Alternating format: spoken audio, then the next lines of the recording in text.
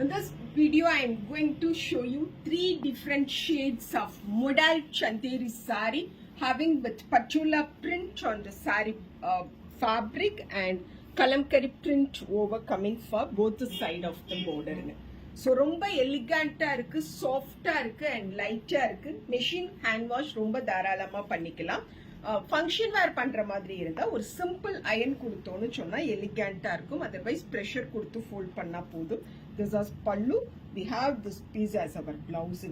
Saree number 1 modal Chanderi silk saree from Anichum. ரொம்ப லைட்டா சாஃப்டா இருக்கக்கூடிய ஒரு collection. 1100 plus shipping rate. Wholesale rate la ipo இந்த sarees Anichumல available. This is saree number 2.